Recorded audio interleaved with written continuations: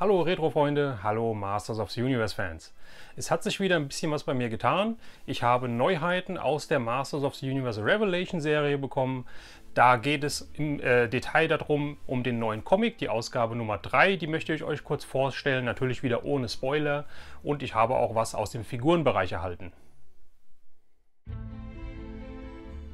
Ja, anfangen möchte ich mit dem Comic, weil das erklärt so ein bisschen die Geschichte, wieso ich jetzt doch auf diesen Revelation-Zug aufgesprungen bin. Ja, ich war ja am Anfang, wenn ihr meine Videos kennt, ein bisschen, ja, erst euphorisch, dann wieder skeptisch, je mehr Details rausgekommen sind, dann die Figuren gesehen, dann dachte ich mir, ja, okay, dann den Trailer der Revelations Netflix-Serie gesehen, voll gehypt gewesen, dann die ersten 5 Folgen der Serie gesehen, dachte, ja, war halt sehr geteilter Meinung. Ja, mittlerweile finde ich es richtig, richtig klasse. Ja, und die Comics haben dazu einen großen Anteil dazu. Ich weiß, die sind auch nicht bei jedem gut angekommen. Ja, der Comic Nummer 1 hat sich bei mir auch, ja, fand ich etwas komisch. Ja, ich habe gedacht, komm, wir warten mal ab. Das habe ich auch in dem Video gesagt. Ja, mal gucken, es gibt 4 Comics, ja, der dritte, wie gesagt, ist jetzt rausgekommen und ich möchte die euch kurz vorstellen. Ja, es gibt auch wieder ein Variant-Cover und apropos Variant-Cover, in meinem letzten Video, wo ich den Comic Nummer 2 vorgestellt habe, das blende ich euch hier nochmal ein, falls ihr es noch nicht kennt oder nicht gesehen habt, schaut da mal rein. Da habe ich nur das Standard-Cover bekommen, die Variante nicht. Ja, die Variante war zu dem Zeitpunkt nicht lieferbar und ich möchte es euch kurz zeigen. Ich habe jetzt auch das Variant-Cover von der Ausgabe 2 bekommen. Ja, und die Ausgabe 2 hat mir von der Geschichte her richtig gut gefallen. Ja, ganz kurz, ich bin jetzt nicht der Comic-Experte. Das heißt, die Comic-Varianten-Cover werden ja immer von irgendeinem besonderen Zeichner oder das Artwork wird von einem besonderen Comic-Zeichner gestaltet. Ja, ich kann damit nicht so viel anfangen, ich lese es euch trotzdem vor. Der Variant-Cover-Artist von Ausgabe Nummer 2 war Bill Sienkiewicz, ich hoffe, ich spreche es richtig aus. Das ist mir kein Begriff, aber das Cover finde ich toll. Ja, und ergänzt dann halt meine Sammlung von Variante von Ausgabe 1 habe ich ja die Standard und das Variant-Cover und jetzt auch von Ausgabe 2. Und wie gesagt, Ausgabe 2 hat mir richtig gut gefallen. Ich hatte ja gesagt, auch das wird nicht jedem gefallen von dieser Story her. Aber ich fand es richtig klasse. Es war mal was anderes und ich bin damit irgendwie warm geworden. Keine Ahnung, ich kann es nicht sagen. Es hat mir wirklich sehr gut gefallen. War halt sehr auf auf Ausgabe Nummer 3 gespannt. Und da gab es diesmal sofort das Variantencover mit. Das heißt, ich habe beide bekommen. Ich habe jetzt die Ausgabe 3 hier in Händen. Die habe ich auch schon durchgelesen. Natürlich, wenn ich das Video drehe und etwas dazu sagen will, muss ich das natürlich lesen. Ja, erst einmal möchte ich euch das Variant-Cover zeigen. Finde ich auch sehr toll, sehr gelungen. Ja, gefällt mir richtig gut. Muss aber auch wiederum sagen, ohne groß zu spoilern, dass das Cover wieder mit dem Inhalt recht wenig zu tun hat. Ja. Auch hier, das Variant-Cover wurde erstellt von Walt Simonson with Laura Martin. Walt Simonson, Laura Martin ist mir auch kein Begriff. Ich entschuldige mich, wenn ich die nicht kenne. Ja. Wenn ihr sie kennt, könnt ihr mal in die Kommentare schreiben, was die eventuell noch so gemacht haben. Aber finde ich richtig cool. Ja, gefällt mir sehr gut. Aber nicht so gut wie das Standardcover. Und auch das habe ich schon in dem letzten Video erwähnt gehabt, wie ich euch das kurz gezeigt habe. In dem Heft Nummer 2 war es ja als Vorankündigung drin. Hier ist Standardcover von Heft Nummer 3. Und ich finde es Wahnsinn. Ich finde es klasse. Ich finde das so toll, dass ich mir überlege, das Heft nochmal zu holen. Ja, und das Heft einfach so, wie es ist, einzurahmen einmal und an die Wand zu hängen. Ja, ich finde es richtig klasse, ich finde es richtig toll. Diese Evelyn auf dem Cover, dieser Skeletor, dieser fiese Skeletor, der da steht, die Horde Trooper unten dran. Ja, aber vor allem die Farbgebung, ja, dieses lila-blau, das passt so zu Evelyn, auch zu Skeletor, aber auf jeden Fall zu Evelyn und das Gesicht von Evelyn. Ich finde es einfach total klasse. Es gefällt mir so gut. Ja, die Horde Trooper hier unten. Ja, und hier muss ich sagen, trifft das Cover zu 90% den Comic, ja, weil hier geht es um eine richtig, auch wiederum muss ich sagen, um eine Origin-Story, kann man sagen. Aber diesmal ist der Hauptcharakter dieser Story auf dem Titelbild. Mehr verrate ich nicht. Ja, ich sage nur, ich finde es richtig, richtig toll. Ja, es ist was komplett anderes, was man eigentlich kennt. Und ich sage ja, ich bin mit Vintage aufgewachsen, ich bin in den 80ern aufgewachsen, da gab es von diesen ganzen Figuren keine Vorgeschichte und so weiter und ich bin auch immer sehr skeptisch, wenn von irgendwelchen Filmen, die vor 30, 40 Jahren rauskamen und die mir gefallen, jetzt auf einmal irgendwie eine Vorgeschichte erzählt wird und nochmal ein Film rauskommt. Das meiste gefällt mir nicht, ja. Ich sag, wozu braucht man das? Ja, aber hier muss ich sagen, finde ich es richtig toll, ich finde es richtig gelungen und ich muss es einfach nochmal in die Kamera halten. Ja, dieses Bild finde ich richtig klasse, ja, um es euch nicht vorzuenthalten. Die Rückseite ist wie immer sehr einfach gehalten. Ein kurzes Bild, ein quadratisches Bild in der Mitte. Diesmal sieht man den Skeletor hier. Ja, und ist es für mich auf jeden Fall lesenswert. Die Geschichten sind ja auch relativ kurz. Ja, und der ein oder andere bemängelt halt die Zeichenqualität, ja, also er sagt halt, ja, die Comics sind schlecht gezeichnet und so weiter. Ich sag, wie gesagt, ich bin kein Comic-Experte, ja, aber für mich ist es vollkommen okay und mir gefällt es auch richtig, ja, und zum Abschluss, es gibt, wie gesagt, 4 Comics, der 4. kommt jetzt raus am 13. Oktober, ja, und hier sieht man das Cover von dem 4. und das lässt auch schon wieder Mutmaßungen zu, was denn alles noch passiert und wie es weitergeht. Ja, ich sage nur, es bleibt sehr, sehr spannend. Und wie gesagt, ohne zu spoilern, möchte ich hier kurz nochmal einen Abschnitt vorlesen, der hier unten drunter steht. Und da heißt es bla bla bla bla bla bla bla. Kein Spoiler. Und jetzt Story that leads directly to the opening episode of the new Netflix show. Ja, das heißt, dieses 4. Heft wird damit enden, dass man dann direkt halt den Netflix-Cartoon Folge 1 anschauen kann. Und ich finde es Wahnsinn. Ich finde es richtig gut gemacht. Ja. Es gibt Sachen, die gefallen mir von dem Aufbau her bei anderen nicht so, ja, dass man da irgendwie einen Comic hat, um dann zu wissen, was zwischendurch passiert ist, wenn man sonst nur den Film kennt und so weiter. Hier finde ich es richtig gut gelöst, finde ich richtig klasse und ich kann jedem nur diese Comics ans Herz legen. Ja Leute, aber ich habe ja nicht nur die Comics bekommen, sondern ich habe auch auf dem Figurenmarkt zugeschlagen. Ja, ich habe ein richtig fettes Teil bekommen, das möchte ich euch jetzt vorstellen. Ja, bevor ich damit loslege, 2 Figuren, auf die ich kurz eingehen möchte, ja, die schon in vielen Videos ausgiebig behandelt wurden. Ja, und ich möchte die einfach nur mal kurz erwähnen, weil ich sie jetzt auch habe. Und zwar habe ich hier einmal bekommen den Skelegott. Ja, finde ich auch richtig toll. Wie ihr wisst, ich sammle die Figuren OVP, das heißt, ich packe sie nicht aus.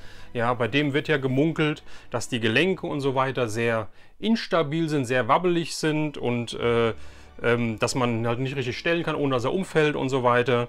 Ja, ich lasse ihn OVP. Ich finde ihn in der Verpackung auch wieder richtig toll und die Verpackung ist halt einheitlich. Ja, die von dem Skelegott ist ein bisschen breiter wie von den Standardfiguren. Ja, neben auf der Seite wieder den Skelegott, also den Namen der Figur auf der einen Seite, das ja, Artwork der Figur auf der anderen und das finde ich auch wieder toll, finde ich richtig klasse. Und auf der Rückseite ja auch wieder ein schönes Bild, kommt mir nicht so gut, ja, oder kommt bei mir nicht so gut rüber wie das vom Mossman zum Beispiel, das finde ich besser. Ja, Skelegott reiht sich so, ja, auch das von der Evelyn finde ich besser, ja, so an 3. Position von diesen Covern, von den Rückansichten ein, finde ich jetzt, ja, könnt ihr mal in die Kommentare schreiben, was ihr davon denkt. Wie gesagt, Verpackung einheitlich blau, ja, Netflix, Logo, Revelation unten rot in Fett, Mattel-Logo und so weiter. Das ist der Skelegott, der jetzt auch bei mir in der Sammlung ist. Und die zweite Variante, ich habe mir auch geholt. Ich habe gesagt, mir gefällt das Gesicht absolut nicht, aber vielleicht, wenn man in Natura sieht, gefällt es einem vielleicht besser. Ihr wisst jetzt schon, wovon ich rede. Ich habe mir den He-Man geholt. Ja, das Gesicht ist tatsächlich, finde ich, etwas besser wie auf Bildern, die ich gesehen habe, aber überzeugen tut es mich immer noch nicht. Ja, überzeugen tut es mich immer noch nicht. Er guckt, ja, wie gesagt, auf den Bildern guckt er, finde ich, schlimmer. Hier ist es ein guter Durchschnitt, ein gutes Durchschnittsgesicht, nichts Besonderes, kommt nicht an meine Lieblingsfigur, ein Gesicht von He-Man ran, und das ist halt einfach die Vintage-Figur. Das ist Nostalgie, da kann man nichts machen, ja, das Herz tickt, wie das Herz tickt, aber ich finde ihn wirklich okay, ja, der Lendenschurz, wie gesagt, finde ich ein bisschen zu üppig, ein bisschen zu breit, ein bisschen zu lang, aber ist okay, ja. Wie gesagt, hier dann auch wieder He-Man auf der Seite stehen. Das Artwork auf der Seite finde ich relativ gelungen. Finde ich besser wie die Rückseite, muss ich ganz ehrlich sagen. Ja, He-Man läuft nach vorne, aber die Beine, das Bein sieht aus, als hätte er, keine Ahnung, als würde er nur aus Bein bestehen, so breit ist das. Ja, also ja, es soll so ein Nah-Fern-Eindruck wahrscheinlich vermittelt werden, aber finde ich nicht ganz so doll. Ja, die Blitze zucken ins Schwert rein, das Gesicht, ja, geht. Die Haare, finde ich, sind ein bisschen komisch, muss ich sagen, wie sie da rumwehen. Ja, und ansonsten, wie gesagt, auch wieder das gleiche Design. Wie gesagt, ich halte sie jetzt nochmal nebeneinander, da sieht man, dass der Skelegott, ja, kann man das sehen, ein bisschen breiter ist. Ja, ja, nicht ganz doppelt so breit, ein kleines Stückchen ist er breiter, guckt er ein bisschen über. Und ja, was soll ich sagen? Damit habe ich, der Skeletor fehlt mir noch. Ja, der Skeletor fehlt mir noch. Damit habe ich jetzt hier auf der Rückseite He-Man, Mossman, Evelyn. Ja, Skeletor fehlt mir noch. Dafür habe ich den Skelegott. Und jetzt kommt die Figur, die ich mir auch lange überlegt habe, ob ich sie holen soll oder nicht. Ich habe mich dann entschlossen, wie soll ich sagen, ja, ich bin schwach geworden, habe ihn mir geholt, und so wie ich ihn jetzt habe, bin ich nicht enttäuscht worden. Ich bin sehr positiv überrascht, und ich halte euch jetzt dieses Monstrum ins Bild. Ich habe den Battlecat bekommen aus der Revelation-Reihe, und Leute, das ist so ein fettes Teil. Der ist so breit, das ist der Wahnsinn. Ja? Wie gesagt, der eine oder andere wird jetzt sagen, komm, packen doch aus, ja, dann kannst du ihn besser reviewen oder angucken, wie auch immer, kannst ein Unboxing machen. Nee, möchte ich nicht. Ja, ich möchte die so in der Verpackung halten, auch wenn durch das Verpackungssammeln oder das OVP-Sammeln der Platz schneller begrenzt wird, wie wenn ich sie einzeln irgendwo hinstellen, drapieren kann. Aber ich finde es einfach klasse in der Verpackung. Ich mag das einfach. Ich spiele nicht mit den Figuren. Ja, ich pose nicht mit den Figuren. Ich mache keine Fotos mit denen, ja, wie sie, ja, wie gesagt, gegeneinander kämpfen oder was auch immer. Von daher, jedem das Seine. Ja, ich freue mich, solche Fotos anzusehen, aber selbst muss ich sie nicht machen. Und ich find's Wahnsinn. Ich halte euch jetzt gerade mal den He-Man dazu. Ja. Seht ihr das? Seht ihr diese Verpackung hier? Das ist Wahnsinn. Das ist Wahnsinn. Ja. Die ist mehr als doppelt so breit wie eine normale Standard-Revelation-Figur. Das ist der Hammer, ist das, ja. Und dieser Battlecat ist so wuchtig, und er ist auch richtig schwer, ja. Kostet natürlich auch was. Wie gesagt, Standardfiguren um die 26,99. Der Skelegott ist ein bisschen teurer, wobei da habe ich auch fast einen Schnapp gemacht, ja, weil der wird überall um die 32 bis 35 Euro gehandelt. Ich habe ihn für 28 Euro bekommen. Alle drei, muss ich sagen, über Amazon bestellt. Ja, und da funktioniert das mit der Verpackung, ja. Origins-Figuren über Amazon, die haben diese wabbelige Cardback, ja, die haben den instabilen Blister, wenn man ein bisschen Druck drauf übt. Ja, und Amazon verpackt halt diese Sachen relativ lieblos und schlecht. Die kommen halt sehr oft in einem sehr verhunzten Zustand an, ja, mit Kartenknicken, mit Cracks und so weiter. Das habt ihr sicher schon öfters mal in diversen Facebook-Gruppen und auch vielleicht auf meinen Videos gesehen und gehört. Die Revelations, die Kartons sind sehr stabil, ja, werden genauso gut oder schlecht verpackt wie die Origins, kommen aber dadurch, dass sie so stabil sind, ja, heile an. Ich habe bei den Revelations noch kein Problem gehabt, die habe ich alle über Amazon bekommen, und Verpackungen sind alle im 1A-Zustand. Ja. Deswegen kann man das auch ruhig da bestellen, wenn man sie halt nicht vor Ort oder wenn man halt sie nicht lokal irgendwie im Online-Shop bei einem Händler oder sowas halt bekommt. Ja. Kann man sie auch hier bei Amazon holen. Zeige ich euch auch kurz hier. Ja, hier neben natürlich der Name, ja, Battlecat, die Figur. Das drehen wir so rum erstmal. Das Artwork finde ich grandios auf der Seite, finde ich richtig toll, finde ich richtig genial, richtig toll. Und die Rückseite natürlich, ja, Battlecat, He-Man auf Battlecat, reitet in die Schlacht, geht zum Angriff über. Ich finde es richtig klasse. Ja, der Helm hat mir am Anfang ein bisschen Sorgen bereitet. Battlecats Helm, die Rüstung, ja, finde ich, war ein bisschen oder ist ein bisschen zu lang. Die geht ein bisschen zu sehr bis hinten über den Schwanz drüber.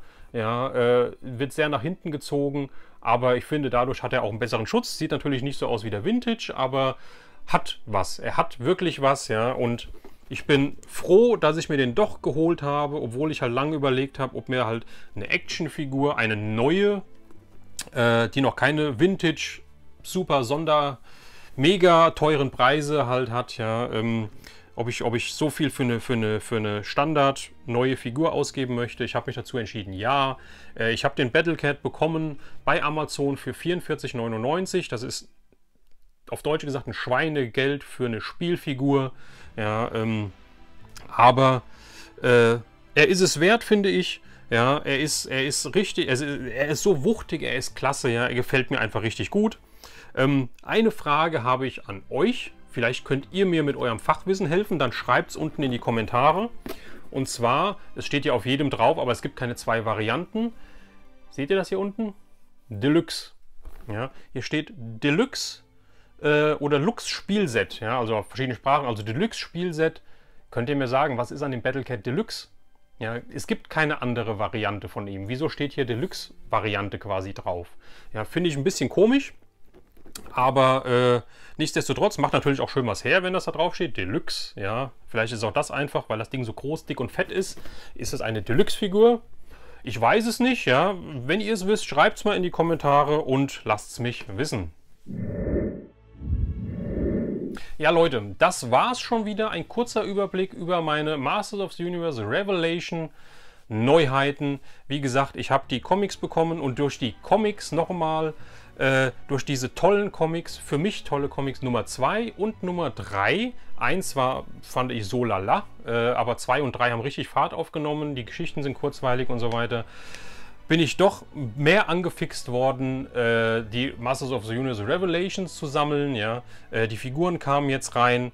Sagt mir, was haltet ihr von Masters of the Universe Revelation? Da gibt es ja sehr viele geteilte Meinungen. Deswegen frage ich speziell, was haltet ihr von den 3 Figuren, die ich jetzt hier bekommen habe? Battlecat ist ein Monstrum, ja, Skelligot ist auch eine Nummer größer wie die normalen Figuren.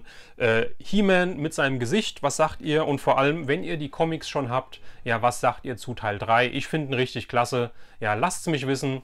Und wenn euch das Video gefallen hat, wie immer gerne Daumen hoch, das gibt mir Bestätigung, dass ich so weitermache, dass es euch gefällt, was ich mache, den Content, den ich bringe.